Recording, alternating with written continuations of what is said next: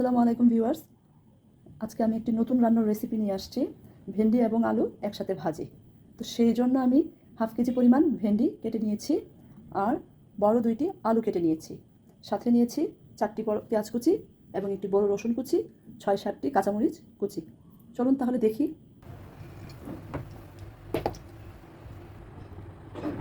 চুলায় একটু তেল দিয়ে দিয়েছি এবং তেলটা একটু গরম হয়ে চলে আসছে। এখন আমি আলুগুলাকে একটু হালকা ভেজে নিব।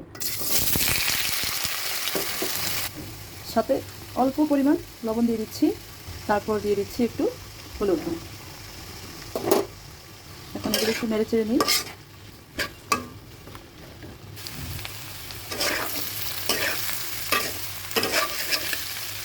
মোটামুটি আলুগুলো ভাজি হয়ে গেছে। এখন আমি ভেন্ডিগুলো একসাথে মিশিয়ে দিই। আলু এবং ভেন্ডি একসাথে মিশিয়ে নিচ্ছি।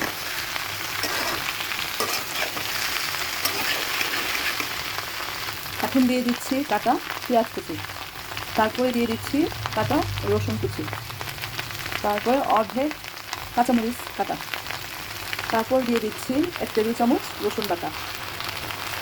এখন দিচ্ছি 1 চামচ আদা বাটা। এগুলো একটু নেড়ে ছেড়ে দিব।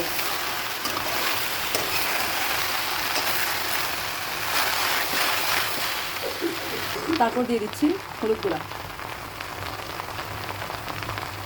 তারপর দিয়ে দিচ্ছি একটু ধনিয়া গুঁড়া। এখন দিচ্ছি একটু মরিচ গুঁড়া, তারপর দিচ্ছি জিরা গুঁড়া। সেগুলো একটু ভালো করে মিশিয়ে নেব। এখন দিচ্ছি পরিমাণ মতো লবণ।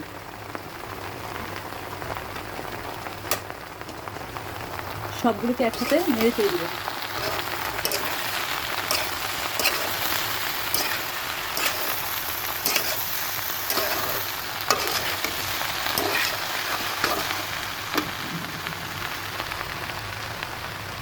দেখেন ভিউয়ার্স, কত সুন্দর কালার এসেছে।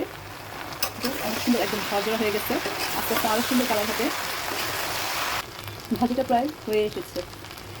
আমার রান্না প্রায় শেষ হয়ে গিয়েছে। এখন ভাজিটা আমি একটু পরিবেশন করব। আর হচ্ছে গরম ভাত এবং রুটি দিয়ে অনেক মজা। আপনারা খেয়ে দেখবেন, ভালো লাগবে।